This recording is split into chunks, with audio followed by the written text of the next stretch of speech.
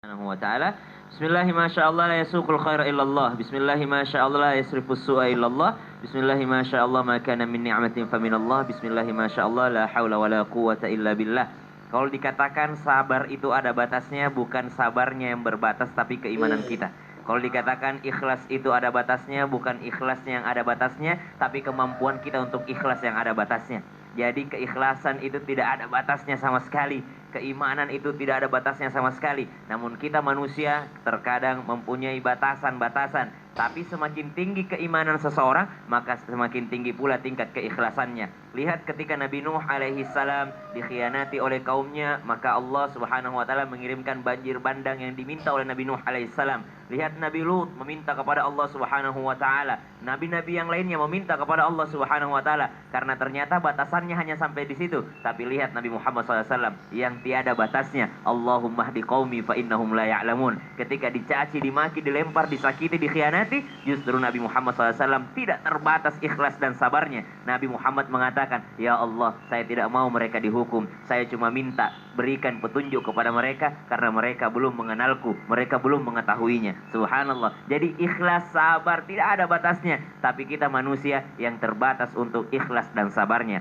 Kemudian jika ditanyakan apa saja faktor yang mungkin bisa membatasi keikhlasan kita atau merusak keikhlasan kita? Yang pertama, ada seseorang yang sudah beramal sembunyi-sembunyi. Dia beramal secara sembunyi-sembunyi, tidak ada sum'ah, tidak ingin didengar, tidak ada ujub, tidak ingin dipuji, tidak ada riya, tidak ingin dilihat amalannya, maka dia beramal sembunyi-sembunyi. Namun ternyata di antara manusia, ketika dia sudah beramal sembunyi-sembunyi, kalau dia datang ke hadapan manusia, dia ingin diperlakukan istimewa.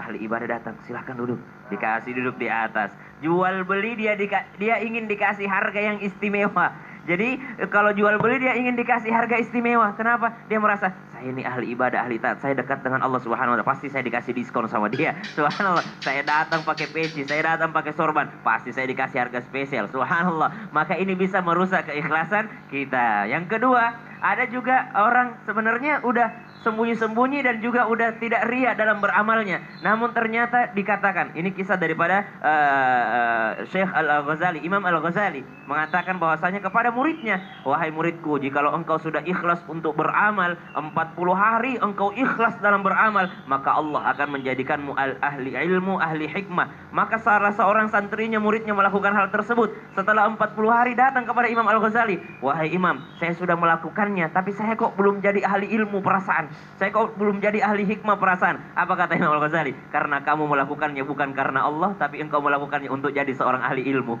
Engkau melakukannya untuk jadi seorang ahli ibadah. Jadi ternyata bukan ikhlas, bukan karena Allah yang dikejar, tapi dia menginginkan wasilah daripada ikhlas tersebut. Kemudian yang ketiga, jikalau seseorang sudah berbuat ikhlas, namun ternyata dikatakan daripada Fudail bin Iyad, seseorang yang tidak jadi melakukan sesuatu karena takut dibilang riya, maka itu sudah riya namanya.